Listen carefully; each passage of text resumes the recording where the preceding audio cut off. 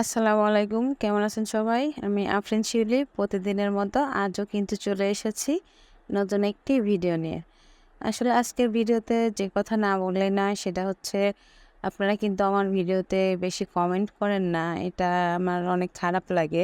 আসলে আমার ভিডিও ভালো হলো কি খারাপ হলো, কেমন হলো এটা আপনারা যদি আমাকে না জানান তাহলে আমি বুঝবো কী করে? আসলে আপনারা যদি কমেন্ট করে জানাইতেন যে আমার ভিডিওতে কোনো সমস্যা হচ্ছে কিনা, ভিডিওগুলো কেমন লাগছে তাহলে কিন্তু আমি অনেক উৎসাহ পাইতাম। সমস্যা থাকলে সমাধানের চেষ্টা করতাম।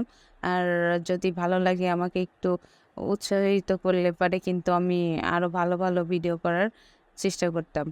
তো যাই হোক আজকে আমি সেরকম কিছু না। আমার মেয়েটা বলছিল যে, "মাম্মাম সেমাই রান্না করে দাও, সেমাই খাবো।" তার জন্য কিন্তু আমি একটু সেমাই রান্না করে দিচ্ছিলাম।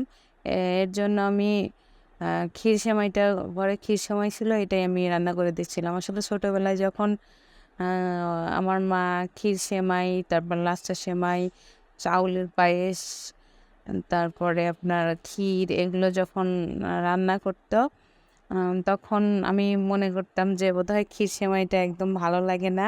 তো আমি খুব একটা ক্ষীর সেমাই খেতাম না। মানে কোনো অকেশনে যতই সেমাই বলুন, পায়েস বলুন, যাই বলুন, যাই রান্না করুক, আমি এই ক্ষীর সেমাইটা খেতাম না। আমি মনে করতাম এই ক্ষীর সেমাইটা একদম ভালো লাগে না। তো যখন আস্তে, আস্তে বড় হলাম, তারপরেও মনে করেন যে এটা ততটা পছন্দ ছিল না। কিন্তু ২-১ বার ভালো করে দেখি যে খাওয়ার পরে দেখলাম যে না, না, না, লাচ্ছা সেমাই যাই হোক কিন্তু ক্ষীর সেমাইয়ের স্বাদটা আসলে অন্যরকম। এর স্বাদটা এর কাছে।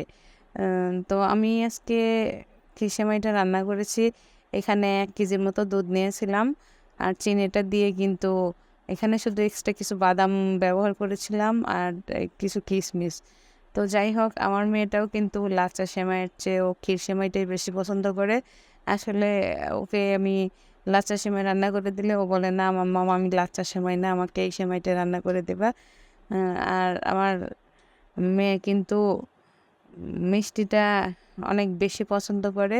আ ও বলে যে ২-১ দিন পর, পরে ও সেমাই তারপরে ও আরেকটা কথা ও কিন্তু বিরিয়ানি খেতেও অনেক পছন্দ করে। বিরিয়ানি, খিচুড়ি এইগুলো আসলে ও স্কুলে যতটা সময় স্কুলে থাকে আসলে আ ৮টা থেকে ওর স্কুল ১২টা অবধি। ও স্কুল থেকে আসার পরেই কিন্তু ও জানে যে ওর মা হয়তো কিছু ওর জন্য রান্না করে রেখেছে।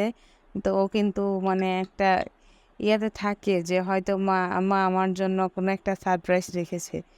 তো যদি আসলে আমার একটা ছোট বাবু আছে আপনারা সবাই জানেন। তো আমার বাবুকে সামলানোর পরে যদি দেখি একটু সময় বেঁচেছে তাহলে কিন্তু ওর জন্য আমি কোনো কিছু রান্না করে রাখি কারণ ও অনেক খুশি হয়। আর যদি সময় না থাকে তাহলে কি করা? তো আজকে ভিডিওটা বেশি বড় করতে চাচ্ছি না। ভিডিওটা এখানেই শেষ করে দিচ্ছি। আপনারা অবশ্যই আমাকে কমেন্ট করে জানাবেন আমার ভিডিওগুলো আপনাদের কেমন লাগে। আর সবাই আমাদের জন্য দোয়া করবেন। আমাদের ভিডিওটা দেখার জন্য আপনাদের সকলকে অসংখ্য ধন্যবাদ। ভালো থাকবেন সবাই। আসসালামু আলাইকুম।